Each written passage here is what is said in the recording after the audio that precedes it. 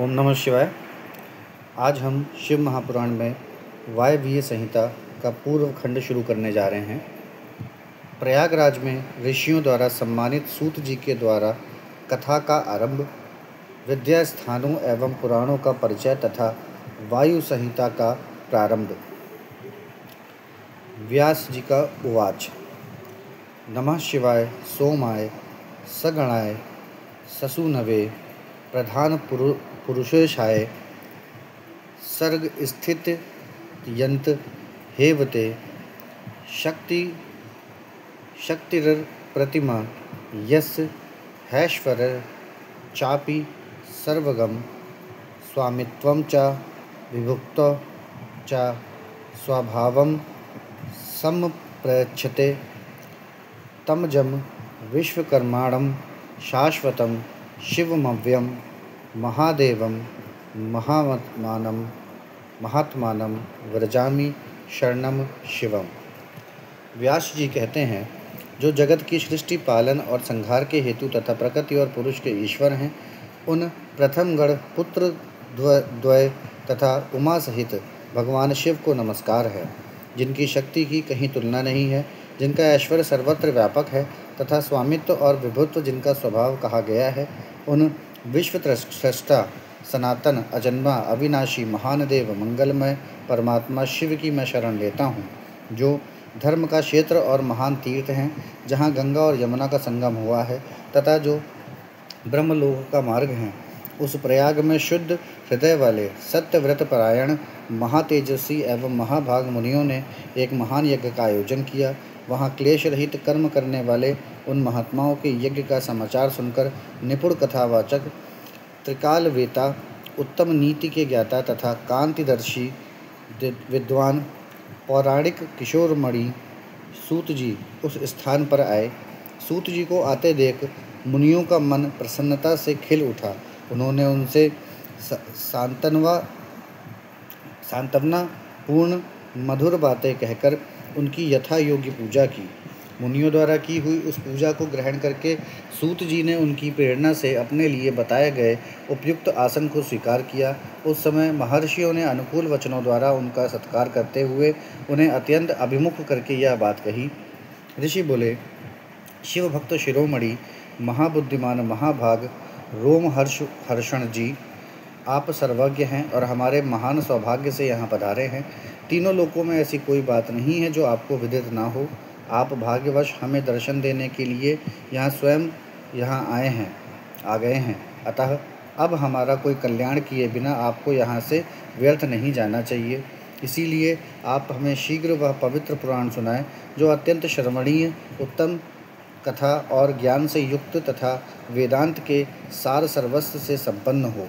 वेदवादी मुनियों ने जब इस प्रकार प्रार्थना की, तब सूत जी ने मधुर, न्याय युक्त एवं शुभ वचनों में उन्हें इस प्रकार उत्तर दिया। सूत जी ने कहा, महर्षियों, आपने मेरा सत्कार किया और मुझ पर कृपा की है। ऐसी दशा में आपसे प्रेरित होकर मैं आपके महर्षियों द्वारा सम्मानित पुराण का भलीभांति प्रवचन क्यों नहीं करूँगा। अब मैं महादेव जी, देवी पार्वती, कुमार स्कंद, गणेश जी, नंदी तथा सत्यवती कुमार साक्षात भगवान व्यास को प्रणाम करके उस परम पवित्र वेद तुल्य पुराण की कथा कहूँगा, जो शिव तत्व के ज्ञान का सागर है और भोग एवं मोक्ष रूपी फल देने वाला साक्षात साधन है। विद्या के संपूर्ण स्थानों का, पुराणों की संख्या का और उनकी उत्पत्ति का विवरण दे रहा हूँ। आप लोग मुझसे इस विषय को ध्यानपूर्वक सुने। 6 वेदांग, 4 वेद, मीमांसा, विस्तृत न्यायशास्त्र, पुराण और धर्मशास्त्र, यह 14 विद्याएं हैं। इनके साथ आयुर्वेद, धनुर्वेद, गंधर्व वेद और उत्तम अर्थशास्त्र को भी गिन लिया जाए तो ये विद्याएं 18 हो जाती हैं। इन 18 विद्याओं के मार्ग एक दूसरे से भिन्न हैं। इन सबके निर्माता त्रिकालदर्शी विद्वान साक्षात भगवान शूलपाणि शिव हैं, ऐसा श्रुति का कथन है। संपूर्ण जगत के स्वामी उन भगवान शिव को जब समस्त संसार की सृष्टि करने की इच्छा हुई, तब उन्होंने सबसे पहले अपने सनातन पुत्र साक्षात ब्रह्मा जी को उत्पन्न किया और अपने उन प्रथम पुत्र विश्वयोनि ब्रह्मा को परमेश्वर शिव ने जगत की सृष्टि का ज्ञान प्राप्त करने के लिए पहले ये सब विद्याएं दी। उसके बाद उन्होंने पालन करने के लिए भगवान श्री हरि को नियुक्त किया और उन्हें जगत की रक्षा के लिए शक्ति प्रदान की। वे भगवान विष्णु ब्रह्मा जी के भी पालक हैं। ब्रह्मा जी विद्या प्राप्त करके जब प्रजा की सृष्टि के विस्तार कार्य में लगे, तब उन्होंने संपूर्ण शास्त्रों में पहले पुराण को ही स्मरण किया और उन्हीं को वे प्रकाश में लाए। पुराणों के प्रकट होने के अनंतर उनके 4 मुखों से चारों वेदों का प्रादुर्भाव हुआ। फिर उन्हीं के मुख से संपूर्ण शास्त्रों की प्रवृत्ति हुई। द्वापर में भगवान श्री हरि सत्यवती के गर्भ से उसी तरह प्रकट हुए जैसे अरणि से आग प्रकट होती है। उस समय उनका नाम श्री कृष्ण द्वैपायन हुआ। मुनिवर श्री कृष्ण द्वैपायन ने वेदों को संक्षिप्त करके उन्हें 4 भागों में विभक्त किया। इस प्रकार 4 भागों में वेदों का व्यास करने से वे लोक में वेद व्यास के नाम से विख्यात हुए। इसी तरह उन्होंने पुराणों को संक्षिप्त करके 4 लाख श्लोकों में सीमित किया। आज भी देवलोक में पुराणों का विस्तार 100 कोटि श्लोकों में है। जो द्विज 6 अंगों और उपनिषदों सहित चारों वेदों को तो जानता है, किंतु पुराणों को नहीं जानता, वह श्रेष्ठ विद्वान नहीं हो सकता। इतिहास और पुराणों से वेद की व्याख्या करें। जिसका ज्ञान बहुत कम है, अर्थात जो पौराणिक ज्ञान से शून्य है, ऐसे पुरुष से वेद यह सोचकर डरता है कि यह मुझ पर प्रहार कर बैठेगा। सर्ग, प्रतिसर्ग, वंश, मनवंतर और वंशानुचरित ये पुराण के 5 लक्षण हैं। छोटे और बड़े के भेद से 18 पुराण बताए गए हैं। वो 18 पुराण हैं: ब्रह्म पुराण, पाड्य पुराण, विष्णु पुराण, शिव पुराण, भागवत पुराण, भविष्य पुराण, नारद पुराण, मार्कंडेय पुराण, अग्नि पुराण, ब्रह्म वैवर्त पुराण, लिंग पुराण, वाराह पुराण, स्कंद पुराण, वामन पुराण, कूर्म पुराण, मत्स्य पुराण, गरुण पुराण और ब्रह्मांड पुराण। यह पुराणों का पवित्र क्रम है। इसमें शिव पुराण चौथा है, जो भगवान शिव से संबंध रखता है और सब मनोरथों का साधक है। इस ग्रंथ की श्लोक संख्या 1 लाख है और ये 12 संहिताओं में विभक्त है। इसका निर्माण साक्षात भगवान शिव ने ही किया था तथा इसमें धर्म प्रतिष्ठित है। वेद व्यास ने इस 1 लाख श्लोक वाले शिव पुराण को संक्षिप्त करके 24,000 श्लोकों का कर दिया है। इसमें 7 संहिताएं हैं। पहली विद्येश्वर संहिता, दूसरी रुद्र संहिता, तीसरी शतरुद्र संहिता, चौथी कोटि रुद्र संहिता, 5वीं उमा संहिता, 6ठी कैलाश संहिता, 7वीं वायवीय संहिता। इस प्रकार इसमें 7 ही संहिताएं हैं। विद्येश्वर संहिता में 2000, रुद्र संहिता में 10,500, शतरुद्र संहिता में 2,180, कोटि रुद्र संहिता में 2,240, उमा संहिता में 1,840, कैलाश संहिता में 1,240 और वायवीय संहिता में 4,000 श्लोक हैं। इस परम पवित्र शिव पुराण को आप लोगों ने सुन लिया। केवल 4,000 श्लोकों की वायवीय संहिता रह गई है, जो 2 भागों से युक्त है। उसका वर्णन मैं करूँगा। जो वेदों का विद्वान ना हो, उससे इस उत्तम शास्त्र का वर्णन नहीं करना चाहिए। जो पुराणों को ना जानता हो और जिसकी पुराण पर श्रद्धा ना हो, उससे भी इसकी कथा नहीं कहनी चाहिए। जो भगवान शिव का भक्त हो, शिवोक्त धर्म का पालन करता हो और दोष दृष्टि से रहित हो, उस जांचे बूझे हुए धर्मात्मा शिष्य को ही इसका उपदेश देना चाहिए। जिनकी कृपा से मुझको पुराण संहिता का ज्ञान है, उन अमित तेजस्वी भगवान व्यास को नमस्कार है। यहाँ पर हमारा अध्याय 1 समाप्त होता है। अब हम अध्याय 2 शुरू करने जा रहे हैं। ऋषियों का ब्रह्मा जी के पास जा उनकी स्तुति करके उनसे परम पुरुष के विषय में प्रश्न करना और ब्रह्मा जी का आनंदमग्न हो रुद्र कहकर उत्तर देना। सूत जी कहते हैं, महर्षियों, पहले अनेक कल्पों के बारंबार बीतने पर सुदीर्घ काल के पश्चात जब यह वर्तमान कल्प उपस्थित हुआ और सृष्टि का कार्य आरंभ हुआ, जब जीविका साधक कर्म, कृषि, गोरक्षा और वाणिज्य की प्रतिष्ठा हुई तथा प्रजा वर्ग के लोग सजग एवं सचेत हो गए, तब 6 कुलों में उत्पन्न हुए महर्षियों में परस्पर बहस छिड़ गई। यह परब्रह्म है या नहीं है। इस प्रकार उनमें महान विवाद होने लगा, किंतु परम तत्व का निरूपण अत्यंत कठिन होने के कारण उस समय वहाँ कुछ निश्चय न हो सका। तब वे सब लोग जगत दृष्टा अविनाशी ब्रह्मा जी का दर्शन करने के लिए उस स्थान पर गए जहाँ देवताओं और असुरों के मुख से अपनी स्तुति सुनते हुए भगवान ब्रह्मा विराजमान थे। देवताओं और दानवों से भरे हुए सुंदर रमणीय मेरु शिखर पर जहाँ सिद्ध और चारण परस्पर बातचीत करते हैं, यक्ष और गंधर्व सदा रहते हैं, विहंगों के समुदाय कलरव करते हैं, मणि और मूंगे जिसकी शोभा बढ़ाते हैं, तथा निकुंज कंदराएँ, छोटी गुफाएं और अनेकानेक निर्झर जिसे सुशोभित करते हैं, एक ब्राह्मण नाम से ब्रह्मावन नाम से वन है, प्रसिद्ध वन है। उसमें नाना प्रकार के वन्य पशु भरे हुए हैं। उसकी लंबाई 100 योजन और चौड़ाई 10 योजन की है। उसके भीतर एक रमणीय सरोवर है जो सुस्वादु निर्मल जल से भरा रहता है। वहाँ के रमणीय पुष्पित वृक्षों पर मतवाले भौरे छाए रहते हैं। उस वन में एक मनोहर एवं विशाल नगर है जो प्रातःकाल के सूर्य की भांति प्रकाशित होता रहता है। वहाँ दुर्दश शक्ति से युक्त बलाभिमानी दैत्य, दानव तथा राक्षसों का निवास है। वह नगर तपाए हुए सुवर्ण का बना जान पड़ता है। उसकी चहार दीवारियाँ और सदर फाटक बहुत ऊंचे हैं। छोटे बुर्जों, ढालू छतों, आवासन स्थानों तथा सैकड़ों गलियों से उस नगर की बड़ी शोभा है। वह विचित्र बहुमूल्य मणियों से आकाश को चूमता सा प्रतीत होता है तथा कई करोड़ विशाल भवनों से अलंकृत है।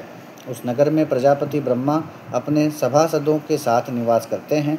वहाँ जाकर उन मुनियों ने साक्षात लोक पितामह ब्रह्मा जी को देखा। देवर्षियों के समुदाय उनकी सेवा में बैठे थे।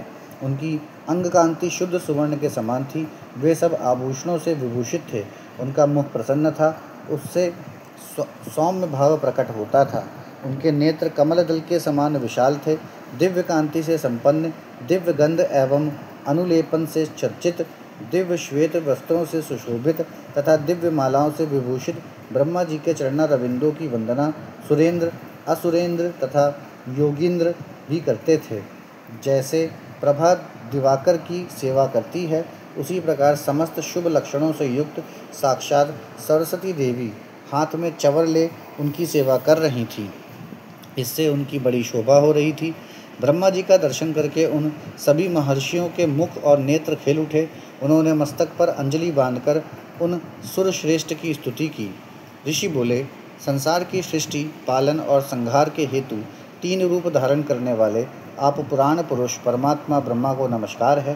प्रकृति जिनका शरीर है, जो प्रकृति में शोभ उत्पन्न करने वाले हैं तथा प्रकृति रूप में 23 विकारों से युक्त होने पर भी जो वास्तव में निर्विकार हैं, उन ब्रह्मदेव को नमस्कार है। ब्रह्मांड जिनकी देह है, तो भी जो ब्रह्मांड के उदर में निवास करते हैं तथा वहाँ रहकर जिनके कार्य और कारण सम्यक रूप से सिद्ध होते हैं, उन ब्रह्मा जी को नमस्कार है। जो सर्वलोक स्वरूप तथा समस्त लोकों के सृष्टा हैं, जो संपूर्ण जीवों का शरीर से संयोग और वियोग कराने में हेतु हैं, उन ब्रह्मा जी को नमस्कार है। नाथ पितामह, आपसे ही संपूर्ण जगत की सृष्टि, पालन और संहार होते हैं, तथापि माया से आवृत होने के कारण हम आपको नहीं जानते। सूत जी कहते हैं, उन महाभाग महर्षियों के इस प्रकार स्तुति करने पर ब्रह्मा जी उन मुनियों को आह्लाद प्रदान करते हुए गंभीर वाणी में इस प्रकार बोले। ब्रह्मा जी ने कहा, महान सत्व गुण से संपन्न महाभाग महातेजस्वी महर्षियों, तुम सब लोग एक साथ यहाँ किस लिए आए हो? ब्रह्मा जी के इस प्रकार पूछने पर ब्रह्मवेत्ताओं में श्रेष्ठ उन सभी मुनियों ने हाथ जोड़ विनय भरी वाणी में कहा। मुनि बोले, भगवन, हम लोग अज्ञान के महान अंधकार से आवृत हो खिन्न हो रहे हैं। परस्पर विवाद करते हुए हमें परम तत्व का साक्षात्कार नहीं हो रहा है। आप संपूर्ण जगत के धारण पोषण करने वाले तथा समस्त कारणों के भी कारण हैं। नाथ, यहाँ कोई ऐसी वस्तु नहीं है जो आपको विदित न हो। कौन ऐसा पुरुष है जो संपूर्ण जीवों से पुरातन, अंतर्यामी, उत्कृष्ट, विशुद्ध, परिपूर्ण एवं सनातन परमेश्वर है? कौन अपने अद्भुत क्रियाकलाप द्वारा सबसे प्रथम संसार की सृष्टि करता है? महाप्राज्ञ, हमारे इस संदेह का निवारण करने के लिए आप हमें परमार्थ तत्व का उपदेश दें। मुनियों के इस प्रकार पूछने पर ब्रह्मा जी के नेत्र आश्चर्य से खिल उठे। वे देवताओं, दानवों और मुनियों के निकट खड़े हो गए और चिरकाल तक ध्यान मग्न हो रुद्र ऐसा कहते हुए आनंद विभोर हो उठे। उनका सारा शरीर पुलकित हो उठा और वे हाथ जोड़कर बोले। यहाँ पर हमारा अध्याय 2 समाप्त होता है। अब हम अध्याय 3 शुरू करने जा रहे हैं। ब्रह्मा जी के द्वारा परम तत्व के रूप में भगवान शिव की ही महत्ता का प्रतिपादन, उनकी कृपा को ही सब साधनों का फल बताना तथा उनकी आज्ञा से सब मुनियों का नैमी शरण में आना। ब्रह्मा जी ने कहा, मुनियों, जिन्हें ना पाकर मन सहित वाणी लौट आती है, जिनके आनंदमय स्वरूप का अनुभव करने वाला पुरुष कभी किसी से नहीं डरता, जिनसे संपूर्ण भूतों और इंद्रियों के साथ ब्रह्मा, विष्णु, रुद्र और इंद्र पूर्वक यह समस्त जगत पहले प्रकट होता है, जो कारणों के भी सृष्टा और विचारक परम कारण हैं, जिनके सिवा और किसी से कभी भी जगत उत्पत्ति नहीं होती, संपूर्ण ऐश्वर्य से संपन्न होने के कारण जो स्वयं ही सर्वेश्वर नाम धारण करते हैं, सब भुमुक्षु जिन शंभु का अपने हृदय आकाश के भीतर ध्यान करते हैं, जिन्होंने सबसे पहले मुझे ही अपने पुत्र के रूप में उत्पन्न किया और मुझे ही संपूर्ण वेदों का ज्ञान दिया, जिनके कृपा प्रसाद से मैंने यहाँ प्रजापति का पद प्राप्त किया है, जो ईश्वर अकेले ही वृक्ष की भांति निश्चल भाव से प्रकाशमान आकाश में विराजमान हैं, जिन परम पुरुष परमात्मा से संपूर्ण जगत परिपूर्ण है, जो अकेले ही बहुत से निष्क्रिय जीवों के शासक एवं उन्हें सक्रियता प्रदान करने वाले हैं, जो महेश्वर एक बीज को अनेक रूपों में परिणित कर देते हैं, जो सबका शासन करने वाले ईश्वर इन जीवों सहित इन समस्त लोकों को वश में रखते हैं, सब रूपों में जो एकमात्र भगवान रुद्र ही हैं, दूसरा कोई नहीं है, जो सदा ही मनुष्यों के हृदय में भलीभांति प्रविष्ट होकर स्थित हैं, जो स्वयं संपूर्ण विश्व को देखते हुए भी दूसरों से कदापि लक्षित नहीं होते और सदा समस्त जगत के अधिष्ठा हैं, जो अनंत शक्तिशाली एकमात्र भगवान रुद्र काल से मुक्त समस्त कारणों पर भी शासन करते हैं, जिनके लिए न दिन है न रात्रि है, जिनके समान भी कोई नहीं है, फिर अधिक तो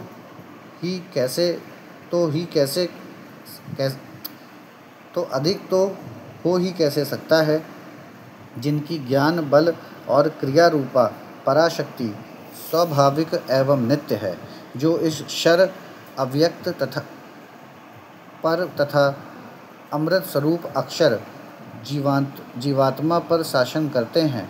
उनका निरंतर ध्यान करने से, मन को उनमें लगाए रहने से तथा उन्हीं के तत्व की भावना करते हुए उनमें तन्मय रहने से जीव अंत में उन्हीं को प्राप्त हो जाता है।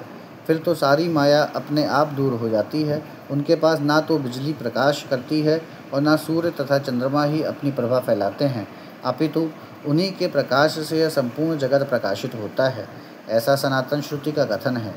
एकमात्र महादेव महेश्वर को ही अपना आराध्य देव जानना चाहिए। उनसे श्रेष्ठ दूसरा कोई पद उपलब्ध नहीं होता। यह स्वयं ही सबके आदि हैं, किंतु इनका ना आदि है ना अंत। ये स्वभाव से ही निर्मल, स्वतंत्र, परिपूर्ण, स्वेच्छाधीन तथा चराचर रूप हैं। इनका शरीर अप्राकृतिक है। ये श्रीमान महेश्वर लक्ष्य और लक्षण से रहित हैं। ये नित्य मुक्त होकर सबको बंधन से मुक्त करने वाले हैं। काल की सीमा से परे रहकर काल को प्रेरित करने वाले हैं। ये सबके ऊपर निवास करते हैं, स्वयं ही सबके आवास स्थान हैं, सर्वज्ञ हैं तथा 6 प्रकार के अध्वा से युक्त इस संपूर्ण जगत के पालक हैं। उत्तरोत्तर उत्कृष्ट भूतों से वे परम उत्कृष्ट हैं। उनसे बढ़कर दूसरा कोई नहीं है। अनंत आनंद राशि रूपी मकरंद का पान करने वाले मधुव्रत हैं। अखंड ब्राह्मणों को मसल कर मृत्युपिंड के समान कर देने की कला में पंडित हैं। उदारता, वीरता, गंभीरता और मधुरता के महासागर हैं। इनके समान भी कोई वस्तु नहीं है। फिर इनसे बढ़कर तो हो ही कैसे सकती है। ये उपमा रहित हैं, समस्त प्राणियों के राजाधिराज के रूप में विराजमान हैं। ये ही सृष्टि के प्रारंभ में अपने अद्भुत क्रियाकलाप द्वारा इस संपूर्ण जगत की सृष्टि करते हैं और अंतकाल में यह फिर इन्हीं में लीन हो जाएगा। सब प्राणी इन्हीं के वश में हैं। ये ही सबको विभिन्न कार्यों में नियुक्त करने वाले हैं। पराभक्ति से ही इनका दर्शन होता है, अन्य किसी प्रकार से कभी नहीं। व्रत, संपूर्ण दान, तपस्या और नियम, इन सब साधनों को पूर्व काल में सत्पुरुषों ने भाव शुद्धि तथा अनुराग की उत्पत्ति के लिए ही बताया था, इसमें संशय नहीं है। मैं भगवान विष्णु, रुद्रदेव तथा दूसरे दूसरे देवता एवं असुर आज भी उग्र तपस्या के द्वारा उनके दर्शन की इच्छा रखते हैं। धर्मभ्रष्ट, मूढ़, दुष्ट और घृणित आचार विचार वाले लोगों को उनका दर्शन होना असंभव है। भक्तजन भीतर और बाहर भी उन्हीं का पूजन एवं ध्यान करते हैं।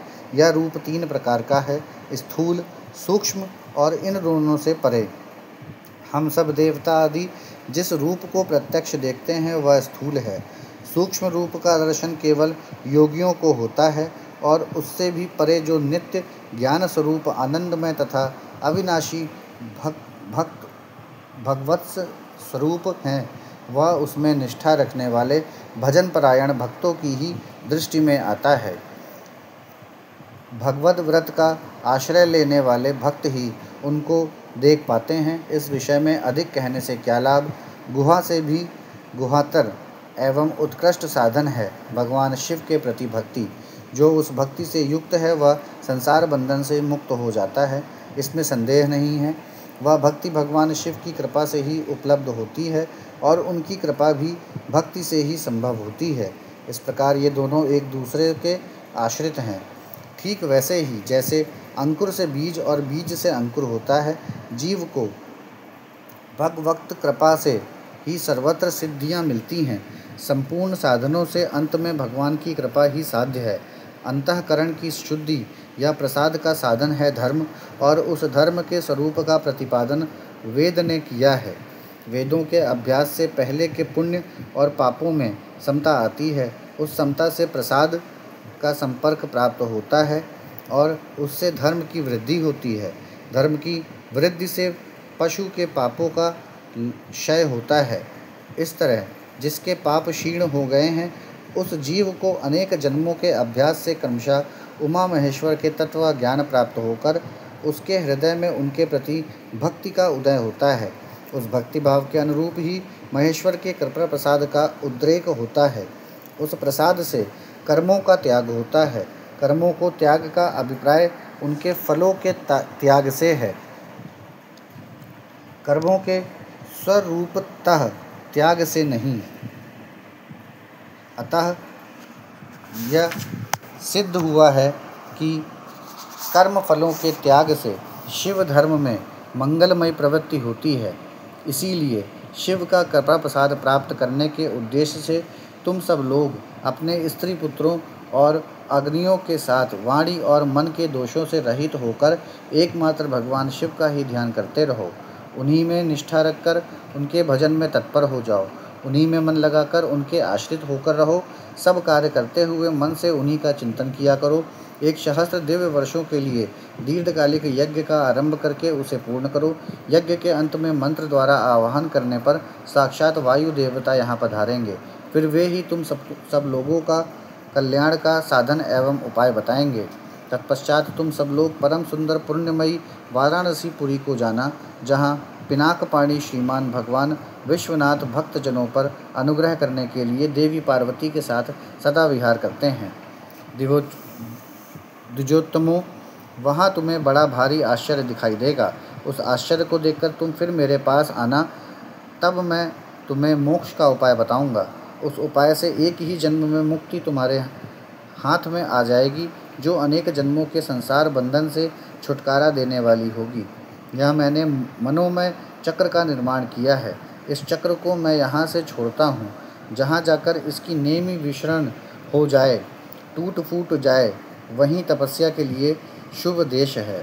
ऐसा कहकर पितामह ब्रह्मा ने उस सूर्यतुल्य तेजस्वी मनोमय चक्र की ओर देखा और महादेव जी को प्रणाम करके उसे छोड़ दिया। वे सब ब्राह्मण उन लोकनाथ ब्रह्मा जी को प्रणाम करके उस स्थान के लिए चल दिए जहाँ उस चक्र की नेमी जीर्ण शीर्ण होने वाली थी। ब्रह्मा जी का फेंका हुआ वह सुंदर चक्र मनोहर शिलाखंडों से युक्त और निर्मल एवं स्वादिष्ट जल से पूर्ण किसी वन में गिरा। उस चक्र की नेमी के शीर्ण होने से वह मुनि पूजित वन नैमिष नाम से विख्यात हुआ। अनेक यक्ष गंधर्व और विद्याधर वहाँ आकर रहने लगे। पूर्व काल में जगत की सृष्टि की इच्छा रखने वाले विश्व सृष्टा एवं गार्हपत्य अग्नि के उपासक ब्रह्मज्ञ प्रजापतियों ने वहीं दिव्य यज्ञ का आरंभ किया था। वहीं शब्द शास्त्र, अर्थशास्त्र तथा न्याय शास्त्र के ज्ञाता विद्वान महर्षियों ने शक्ति ज्ञान और क्रिया योग के द्वारा शास्त्रीय विधि का अनुष्ठान किया था। उसी स्थान पर वेदवेत्ता विद्वान सदा वाद और जल्प के बल से युक्त वचनों द्वारा अतिवाद करने वाले वेद बहिष्कृत नास्तिकों को पराहत या पराजित करते थे। तभी से नैमिषारण्य ऋषियों की तपस्या के योग्य स्थान बन गया। स्फटिक मणिमय पर्वत की शिलाओं से झरते हुए अमृत के समान मधुर एवं स्वच्छ जल के कारण वह वन बड़ा रमणीय प्रतीत होता है। वहाँ प्रायः अत्यंत रसीले फल देने वाले वृक्ष हैं तथा उस वन में हिंसक जीव जंतुओं का अभाव है। यहाँ पर हमारा वायवीय संहिता का अध्याय 3 समाप्त होता है। ओम नमः शिवाय।